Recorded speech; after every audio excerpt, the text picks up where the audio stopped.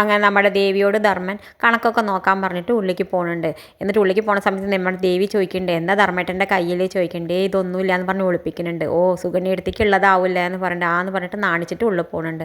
എന്തായാലും ഉള്ളിൽ പോയിട്ട് നമ്മുടെ സുഗന്യയ്ക്ക് വാച്ചൊക്കെ കൊടുക്കുന്നുണ്ട്. സുഗന്യയ്ക്കാണെങ്കിൽ അതൊക്കെ കാണുമ്പോൾ വലിയ സന്തോഷമാവുന്നുണ്ട്. ദേവിയുടെ കണക്ക് നോക്കൽ കഴിഞ്ഞപ്പോൾ കുറേ പൈസ അടങ്ങിയ വ്യത്യാസം കാണാണ്ട് നമ്മുടെ ഗോമതി സ്റ്റോറിൽ. ആ സമയത്ത് നമ്മുടെ ബാലൻ ചോദിക്കുന്നുണ്ട്, എവിടെ പോയി ഇത്ര പൈസ ഗോമതി സ്റ്റോറിൽ ആദ്യമായിട്ടാണ് കളവ് പോകുന്നത്, ഇതുവരെ ഇങ്ങനെ ഒരു സംഭവം ഉണ്ടായിട്ടില്ല എന്ന് പറയുന്നുണ്ട്. ആ സമയത്ത് ആര്യം പറയുന്നുണ്ട്, അത് ഇവിടെ എവിടെയെങ്കിലും ഉണ്ടാവും വെച്ചാന്ന് പറയുന്നുണ്ട്. ഇവിടെ എവിടെയെങ്കിലും ഉണ്ടാവും വെച്ചാൽ അത് ഇവിടെ ഒന്നില്ലെങ്കിൽ ഇവിടെ അല്ലെങ്കിൽ കടയിൽ കാണേണ്ടതല്ലേ, ഇവിടെ എവിടെയും കാണാനില്ലല്ലോ, പിന്നെ ആ പൈസ എവിടെ പോയി എന്ന് ചോദിക്കുന്നുണ്ട്. എന്തായാലും നമ്മുടെ ബാലനും ദേവിയും കൂടിയും പോയിട്ട് കടയിലൊക്കെ തപ്പണുണ്ട്, ഗോമതി സ്റ്റോറിൽ മുഴുവനും തപ്പണുണ്ട്. എവിടുന്ന് ആ പൈസ കിട്ടാനില്ല.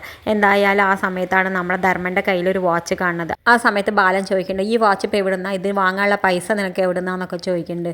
ധർമ്മനാണെങ്കിൽ ആകെ ഞെട്ടിക്കൊണ്ട് നിൽക്കുന്നുണ്ട്.